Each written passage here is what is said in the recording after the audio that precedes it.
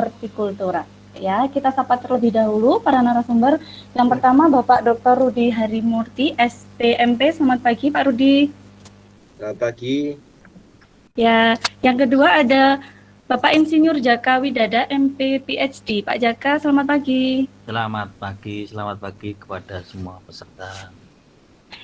Kemudian Bapak Dr. Tri Harjaka, SPMP. Sugeng Enjang, Pak Tri Harjaka. Selamat pagi Mbak Roma, Sugeng Enjang. Selamat pagi peserta semua dimanapun berada.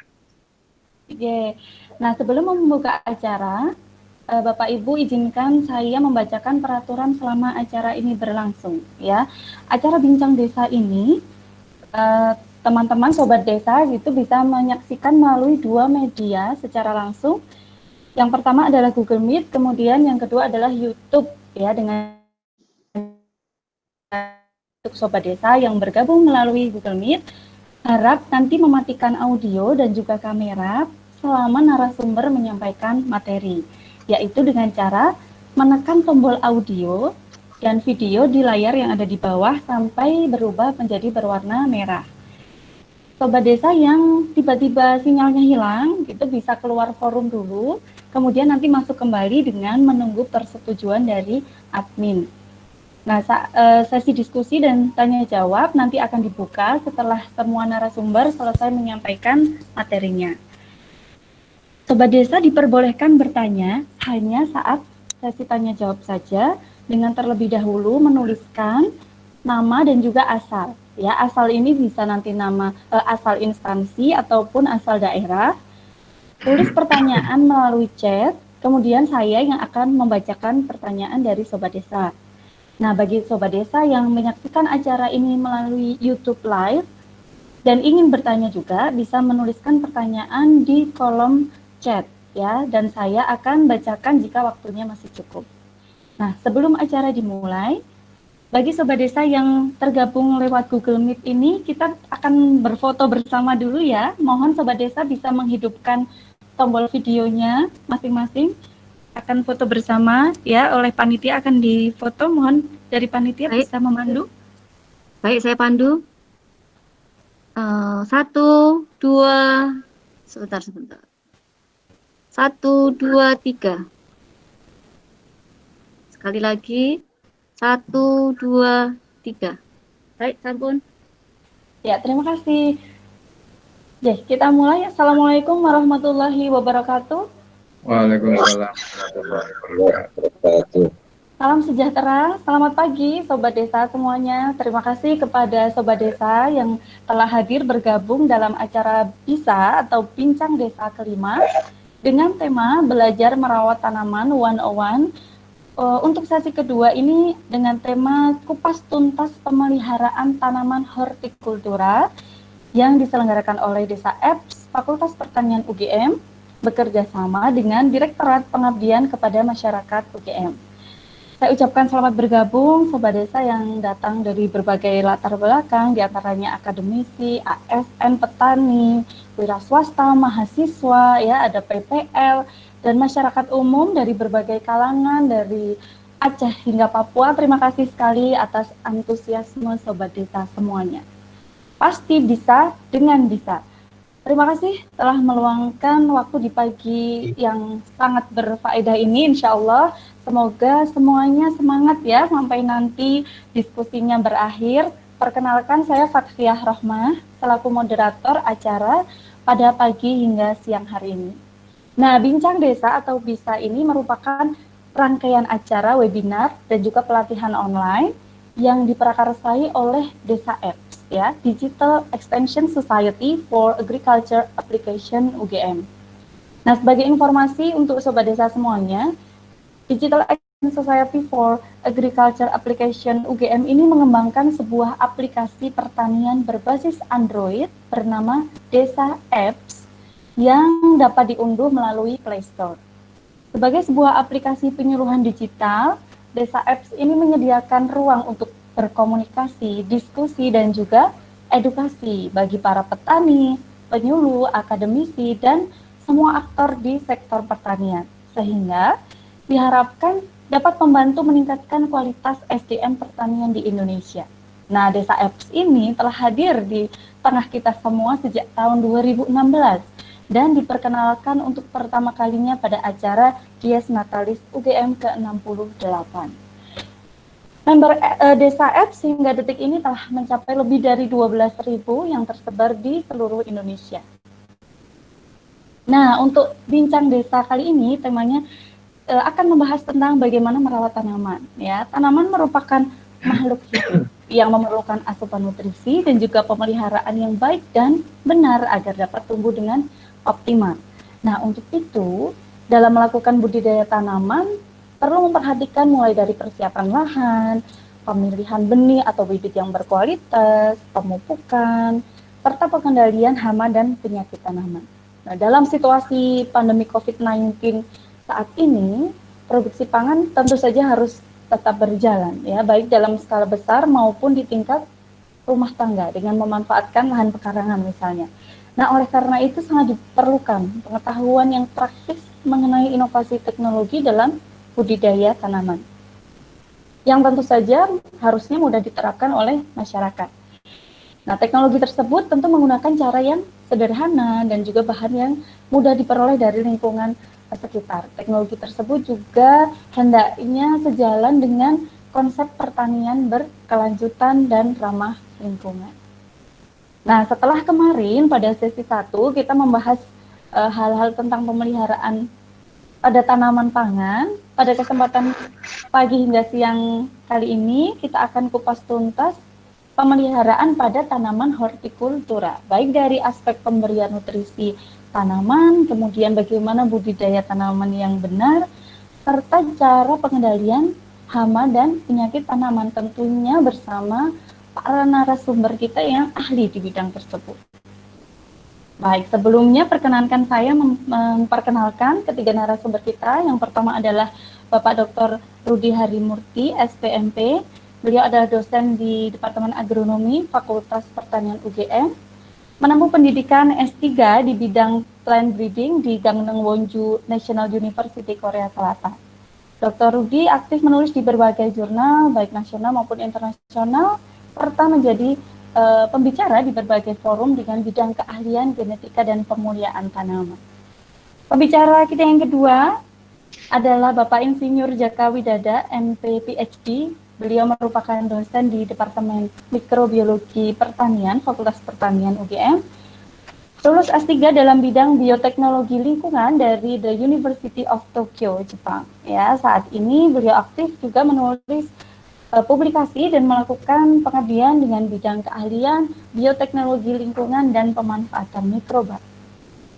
Pembicara kita yang ketiga adalah Bapak Dr. Triharjaka, SPMP. Beliau dosen di Departemen Proteksi Tanaman, merupakan doktor di bidang ilmu hama dari Fakultas Pertanian UGM dan aktif juga dalam berbagai kegiatan penelitian dan pengabdian kepada masyarakat dalam bidang pengendalian hama dan penyakit pada tanaman. Nah, luar biasa sekali ya Sobat Desa, latar belakang para narasumber bincang desa kali ini tentu semakin menambah semangat kita untuk menyimak materi dari para narasumber. Nah, sebelum narasumber menyampaikan materi, izinkan saya menyampaikan informasi kepada seluruh Sobat Desa sebagai persyaratan untuk mendapatkan e-certificate ya atau sertifikat elektronik. Sobat Desa nanti wajib mengisi post-test dan mendapatkan nilai minimal 60 ya. Link post-test akan dikirim ke email Sobat Desa masing-masing setelah acara ini selesai. Nah, kemudian apabila Sobat Desa itu nanti tidak mendapatkan email tersebut hingga pukul 14 WIB, mohon segera menghubungi admin kami. Ya, ini bisa dicatat nomor adminnya di 0813 2707 0621. Ya, sekali lagi kalau tidak mendapatkan email nanti sampai pukul 14, mohon menghubungi admin di nomor 0813 2707 0621 ya. Kami beri batas waktu pengisian post test hingga hari ini nanti pukul 18 WIB ya. Batas waktu pengisian post-test hari ini sampai pukul 18.00 WIB. Baik, langsung saja itu tadi ya untuk berbagai peraturannya. Kita persilahkan kepada narasumber yang pertama, yaitu Bapak Dr. Rudi Harimurti, SPMP, yang akan berbagi ilmu tentang budidaya tanaman yang baik, mulai dari pemilihan benih atau bibit, dan juga berbagai model budidaya tanaman hortikultura. Monggo Pak Rudi, waktunya 15 menit, J. Yes. Nah,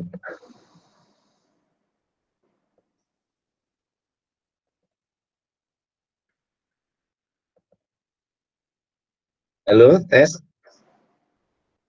Bisa didengar dengan baik? Bisa, Pak Rudi. Oke, terima kasih. Jelas, Bos. Terima kasih Mbak Rahma, moderator yang telah memberikan waktu. Ini topiknya sangat luas ya, jadi pemeliharaan tanaman hortikultura gitu. Tapi waktunya 15 menit, saya kira ini nanti saya menyampaikan untuk memantik diskusi, dan saya kira di sini teman-teman juga membidangi tanaman-tanaman hortikultura, nanti bisa sharing mungkin dari Aceh sampai Merauke gitu ya.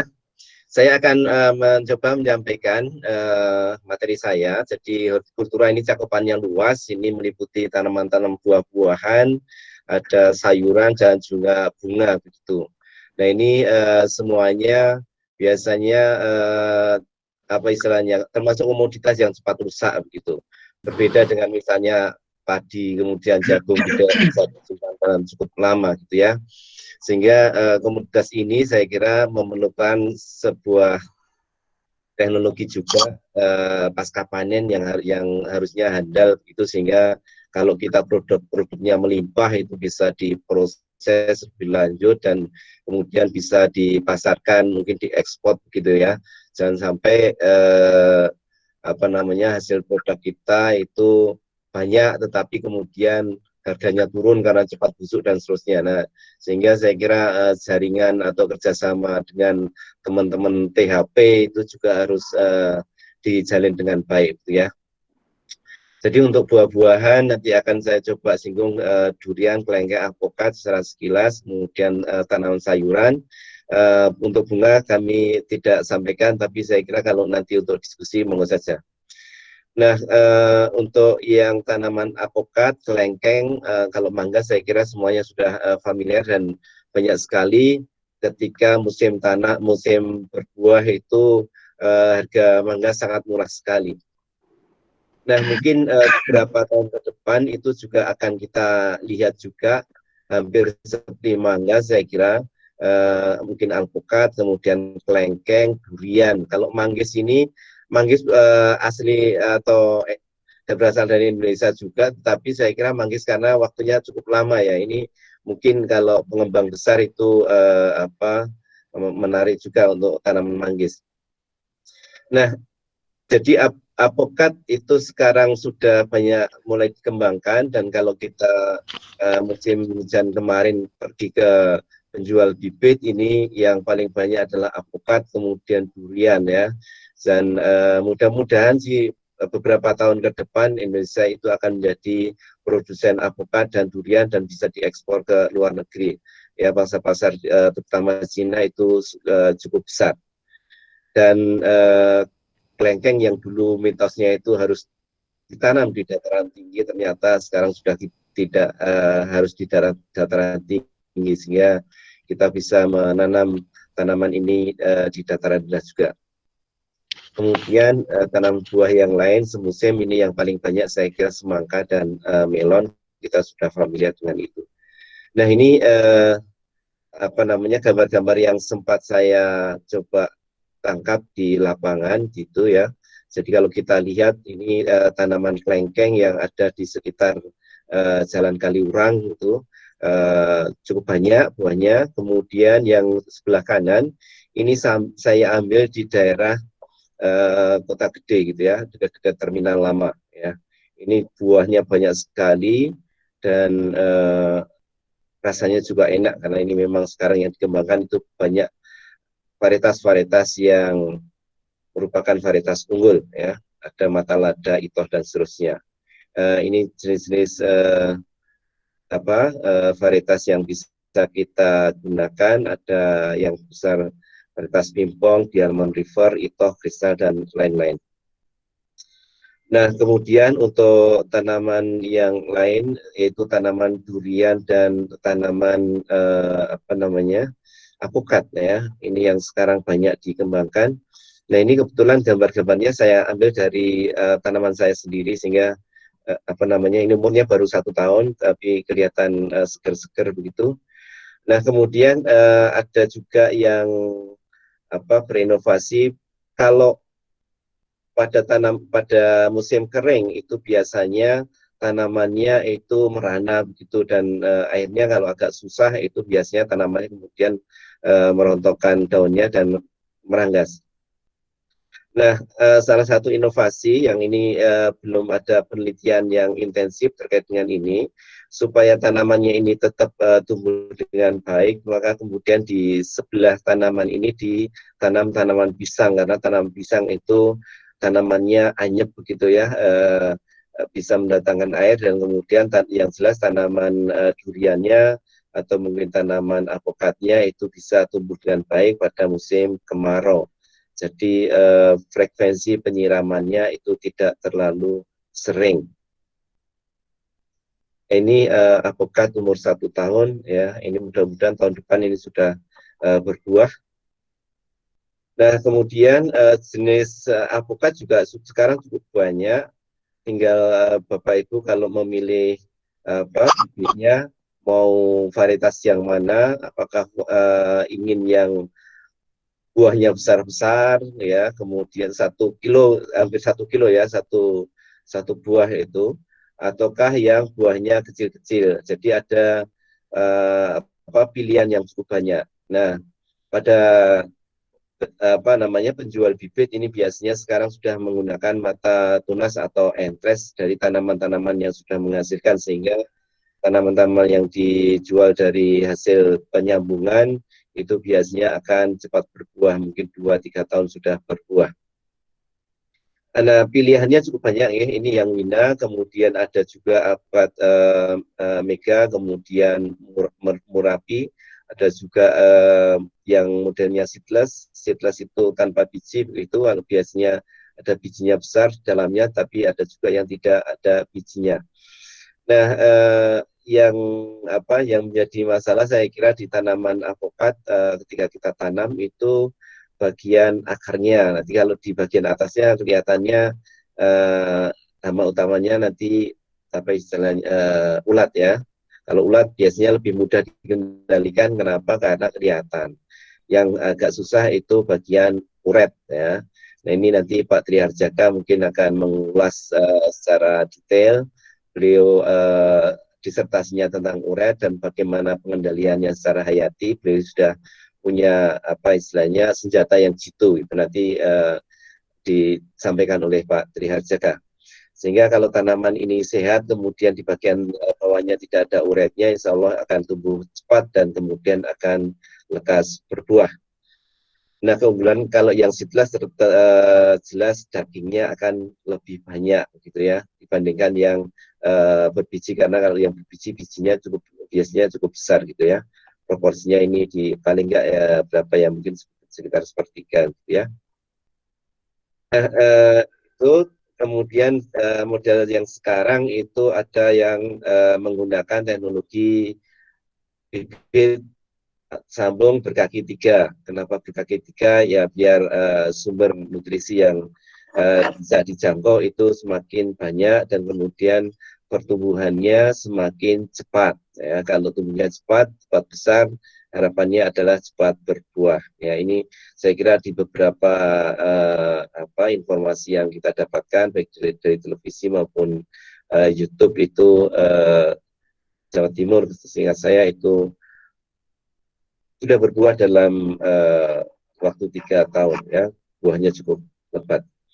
Nah, kemudian pada tanaman yang lain yaitu tanaman durian. Tanaman durian sekarang juga sudah banyak mengadopsi bibit berkaki 3, jadi supaya lebih kokoh itu ya. Dan saya kira untuk bibit berkaki 3 ini itu keunggulannya nanti di samping terkait dengan nutrisi yang diserap oleh tanaman ini semakin banyak karena akarnya semakin banyak, sebarannya luas dan seterusnya.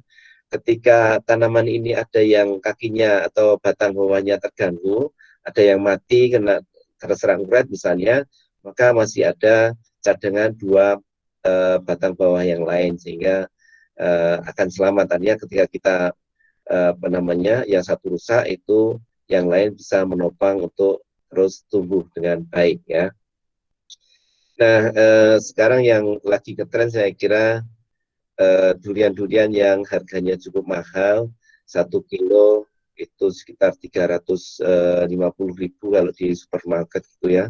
Ini Musangking, kemudian ada lagi yang di daerah Banyumas itu ada bawor, dan kemudian ada duri hitam. Ya, ini yang lagi ngetren, sehingga kalau menanam saya kira sebaiknya memilih varietas-varietas yang memang sudah cukup baik, karena dari sisi bijinya kecil, kemudian rasanya enak dan seterusnya, ya. Dan sekarang sudah sangat-sangat banyak. Nah, kemudian tanaman buah yang lain yang potensial untuk dikembangkan itu ada jeruk lemon. Ini jeruk lemon ini cukup banyak variasinya.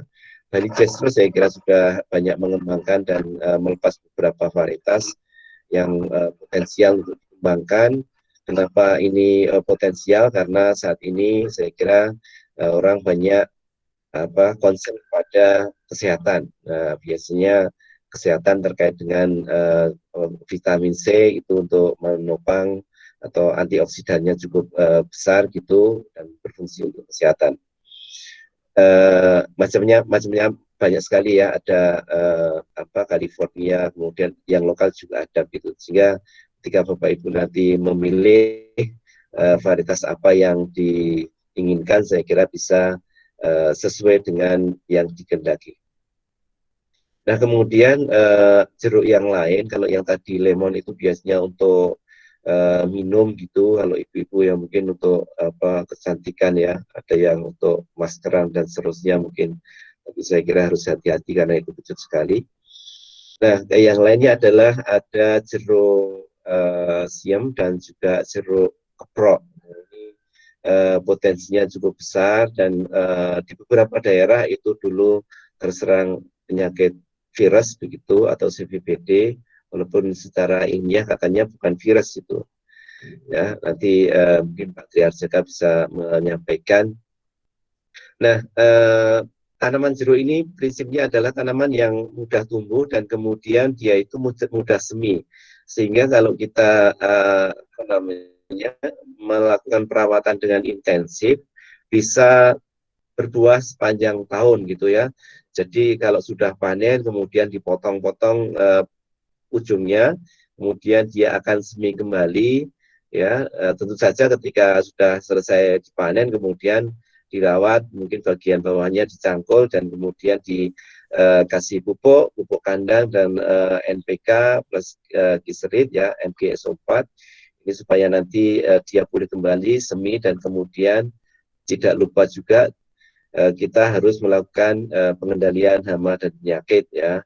Ini supaya tidak terserang CVBD begitu. Nah, ada daerah-daerah tertentu saya kira yang mungkin endemik CVBD itu daerah Purworejo. Tapi ini saya kurang tahu persis, nanti mungkin Pak Triarjaka juga akan memberikan keterangan. Jadi dulu Purworejo itu sebagai sentra siam, jeruk siam, kemudian bibitnya itu kalau ditanam di Purworejo paling mungkin 2 tahun, 3-4 tahun kemudian sudah mati. Tapi menurut kabar dan ceritanya ketika dijual ke Kalimantan kemudian ditanam di sana ternyata bisa produksi dengan baik ya. Mungkin karena di sana lingkungannya berbeda, atau mungkin karena tanahnya agak masam begitu ya, sehingga mungkin CVBD-nya tidak berkembang dengan baik. Nah, kemudian kita masuk ke tanaman sayur. Ya, tanaman sayur ini cukup banyak variasinya, ya, jadi cabai, tomat, bawang merah dan seterusnya. Kemudian pertanyaannya adalah kalau kita mau tanam sayur itu kapan dan kemudian di mana tempatnya gitu ya. Biasanya kalau petani itu akan lebih suka menanam pada musimnya, artinya pada musim baik gitu ya. Biasanya di akhir-akhir musim penghujan, karena apa? Karena gangguannya lebih sedikit gitu. Tanamannya biasanya tumbuh dengan baik ya, kemudian pengendalian UPT-nya itu tidak terlalu berat ya, karena apa namanya, kondisinya kelembabannya rendah, kemudian hujannya tidak terlalu banyak gitu. Nah, hanya konsekuensinya kalau kita mengusahakan tanaman di musim yang baik ini karena banyak yang menanam gitu, maka konsekuensinya adalah harganya biasanya murah gitu ya, anjlok. Nah, kalau kita punya teknologi yang komprehensif begitu ya, jadi kalau kita menanam kemudian juga kita sudah antisipasi ketika nanti harga murah, kemudian akan dibuat apa namanya, cabai yang sudah diolah misalnya dikeringkan kemudian dijual dalam bentuk cabai kering misalnya, atau tidak hanya dikeringkan tapi malah dibuat sambal ya, yang kalau yang dari perusahaan besar sekarang ada sambal yang sasetan gitu, tidak hanya sambal yang berwarna merah tapi sekarang sudah berwarna hijau juga, atau sambal hijau sudah diproduksi secara massal ya, kita bisa mendapatkannya di toko-toko. Nah, kalau di luar musim atau biasanya luar musim itu di musim penghujan ini, karena terlalu banyak hujan, maka kemudian yang terjadi adalah kelembabannya tinggi dan penyakitnya banyak. Sehingga kalau kita mengusahakan tanaman di luar musim atau di musim penghujan, maka kemudian siap-siap dengan berbagai obat yang sebaiknya kita siapkan, atau mungkin kalau tidak obat nanti Mas Jaka mungkin akan menyampaikan mikroorganisme yang dapat menekan pertumbuhan hama atau mungkin penyakit yang ada pada musim penghujan ya. Karena di luar musim ini biasanya produksinya tidak sebaik yang musim kemarau begitu ya, awal musim kemarau. Nah, bagaimana kemudian kalau kita mengusahakan pada musim penghujan? Nah, kalau bisa menggunakan rumah plastik ya, atau greenhouse, atau beberapa yang dilakukan oleh petani itu menggunakan plastik yang kemudian dibuat naungan atau sungkup kecil-kecil selebar bedengan. Ini untuk mencegah percikan air ke dalam tanaman atau ke daun-daun tanaman, dan akan mencegah terjadinya penularan penyakit yang terbawa oleh tanah gitu ya. Nah, lokasinya di mana? Ini biasanya pengusahaan tanaman hortikultura itu ada di Tegalan, ataupun juga di sawah. Kalau yang di Tegalan ini biasanya memanfaatkan ketersediaan air gitu ya, karena biasanya Tegalan itu di bagian yang sumber airnya agak kurang, sehingga pengusahaannya kalau musim penghujan ya di musim penghujan, ataupun di akhir musim penghujan awal musim kemarau. Tapi di beberapa tempat saya kira berupa Tegalan, tapi kemudian sumber airnya ada di bagian hulu atau bagian atas yang bisa dialirkan. Nah, saya kira kalau keadaan seperti itu ya berarti bisa diusahakan sepanjang tahun gitu. Nah, kalau kita usahakan di lahan sawah, maka kemudian pengusahaannya biasanya setelah tanaman padi panen ya, bisa panen padi yang tanam musim tanam padi yang pertama, maupun setelah panen padi yang kedua gitu ya. Jadi tergantung posisinya di daerah mana begitu, apakah ada aliran air juga baik atau enggak. Nah, kemudian kaitannya dengan pemilihan komoditasnya apa, kemudian kira-kira yang seperti apa. Jadi karena produknya sekarang cukup banyak begitu, pilihannya juga cukup banyak, sehingga semua Bapak Ibu ketika memilih itu juga harus mempertimbangkan beberapa faktor yang mempengaruhi gitu ya. Kemudian apakah ini akan diproduksi dalam jumlah besar secara kontinu, atau atau tidak gitu. Kalau yang besar secara kontinu maka kemudian harus yang tahan simpan.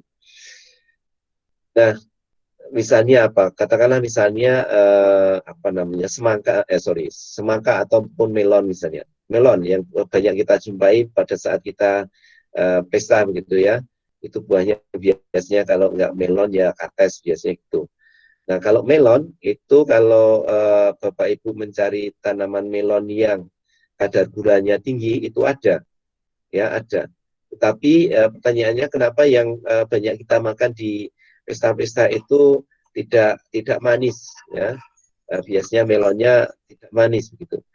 Nah, kenapa begitu? Karena kalau untuk pesta itu biasanya jumlahnya besar, ya.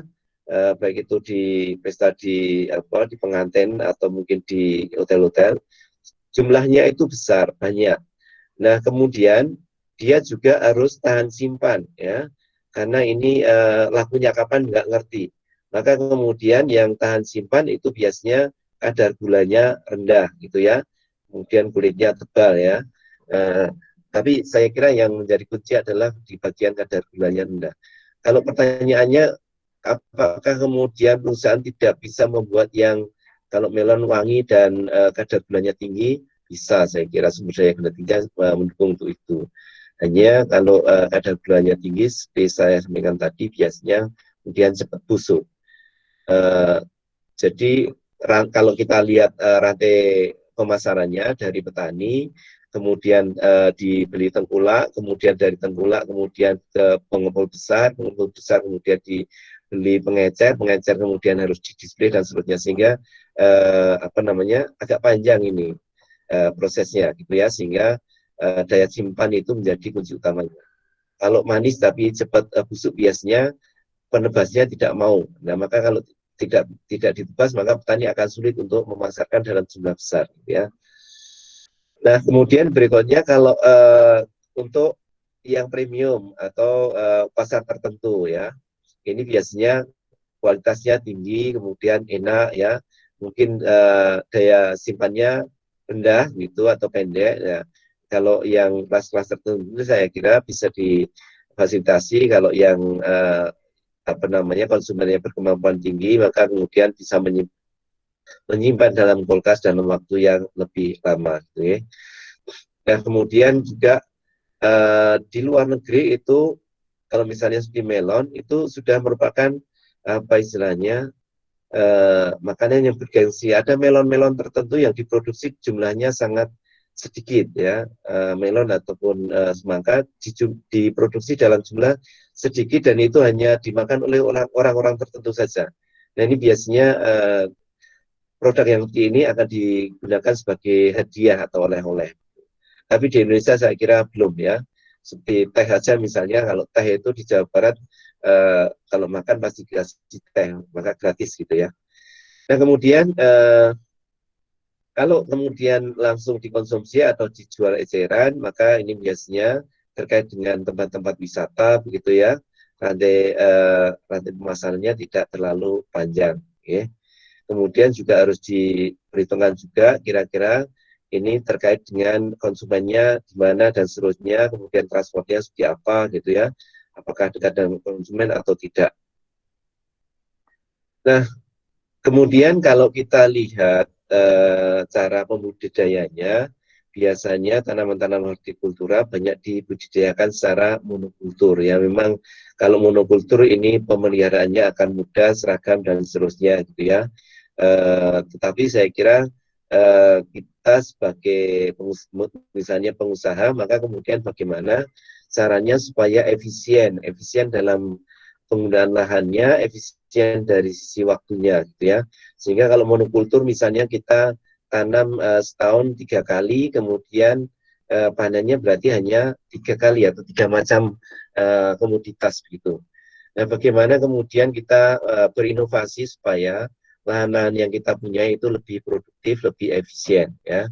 Salah satu caranya nanti dengan tumpang gilir. Saya kira kalau di daerah Bantul itu bawang merah itu biasanya kemudian ditumpang gilir dengan tanaman cabai ya, tanaman bawang merah misalnya berumur 1 bulan, kemudian tanam cabainya sudah mulai ditanam gitu, supaya nanti ketika tanaman bawang merahnya panen, maka kemudian kedelainya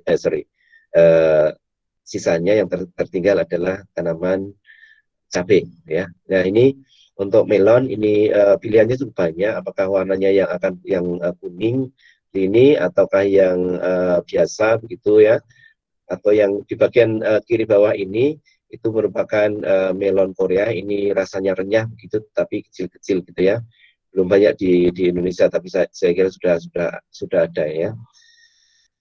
Oke, nah kalau biasanya tanaman melon itu diusahakan dengan metode ajir begini, atau menggunakan apa istilahnya, tegakan gitu ya, supaya tanamannya ini nanti ditali kemudian dia merambat ke atas ya, dengan ditali juga merambatnya, tidak dengan sendirinya.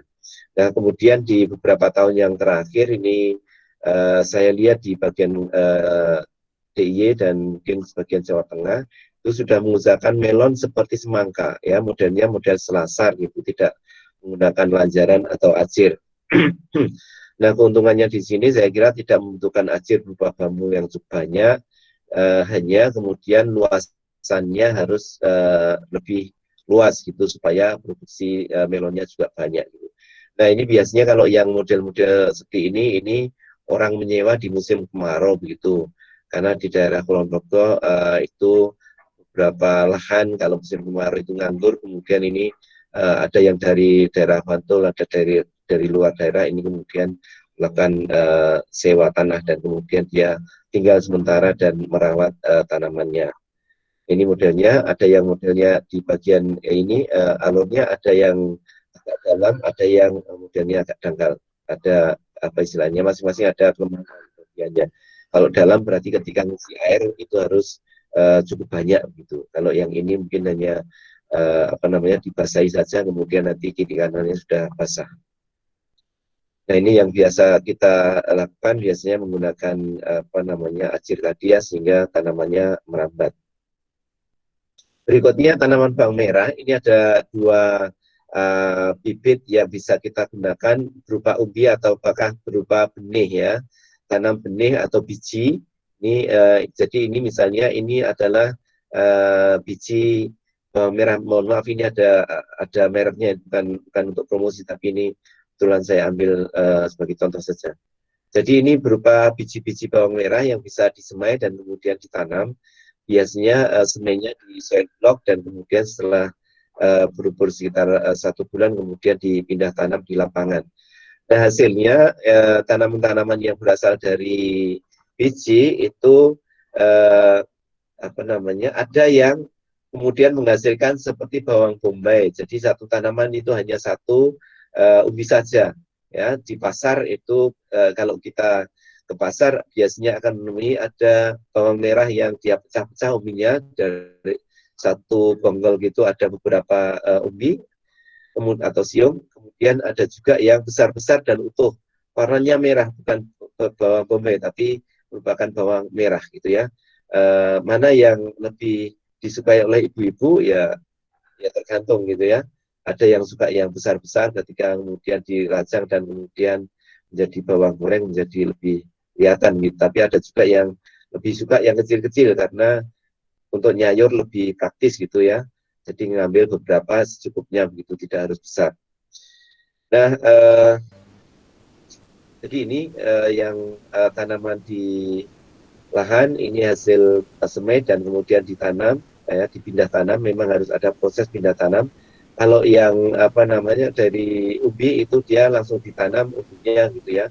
Nah kalau dari sisi biaya itu dari menggunakan biji atau TSS, true salad seed, itu biayanya menjadi lebih murah karena kalau kita menggunakan umbi biasanya apa biaya terbesar itu pada umbinya gitu ya, ada bibitnya gitu.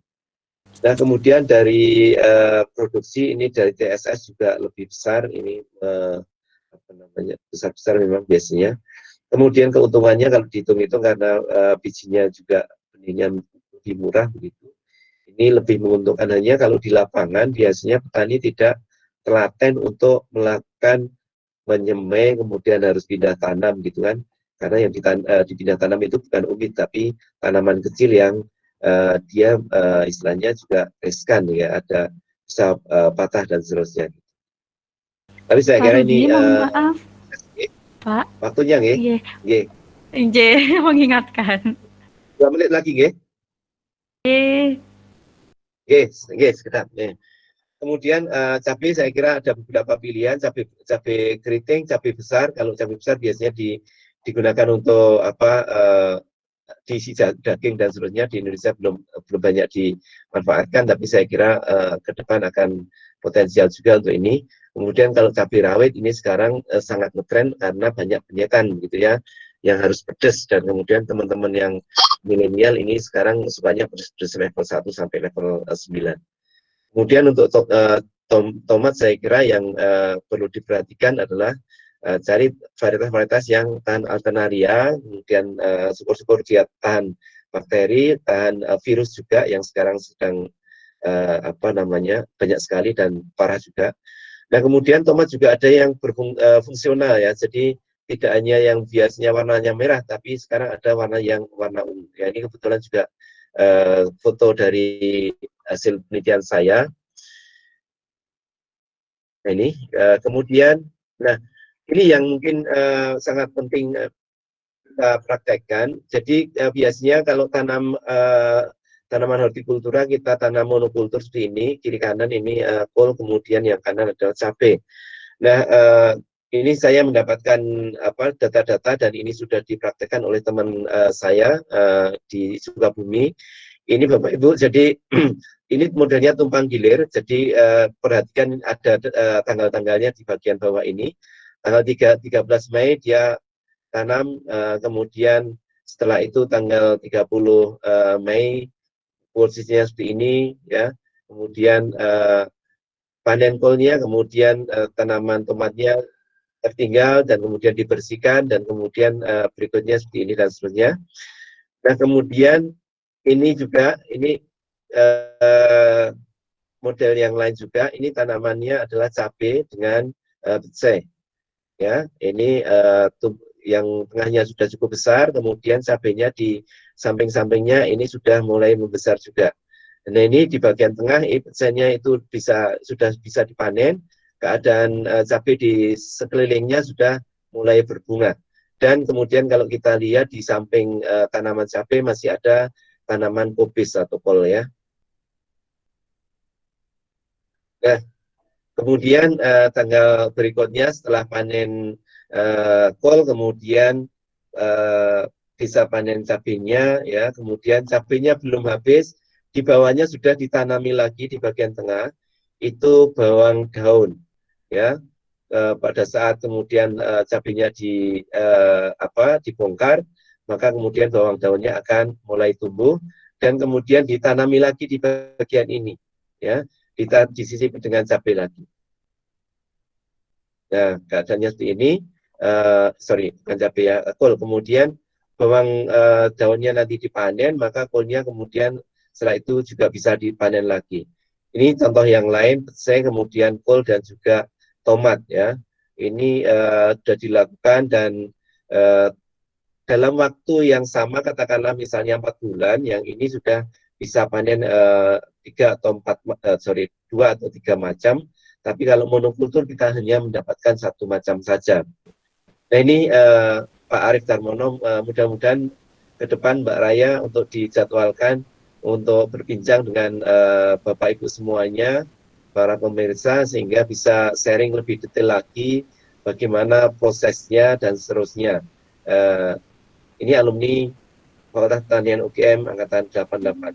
Dan sebagai seorang petani, beliaunya ini sudah kalau menguliahkan anaknya tidak di jalur yang biasa Bapak Ibu. Jadi di UI putranya itu jalur internasional ya, yang kalau kita lihat bayarannya atau UKT-nya itu berapa kali lipat yang reguler gitu ya. Artinya menjadi petani itu bukan hal yang menjadi pilihan yang terakhir. Ini bisa menjadi tumbuhan hidup, dan bahkan mungkin kalau saya menyekolahkan di jalur internasional mungkin nggak kuat, tapi Pak Arief ini sebagai seorang petani, beliaunya mampu untuk menyekolahkan di kelas internasional. Saya kira itu Mbak untuk memicu atau men-trigger diskusi nanti. Terima kasih Mbak Rahma.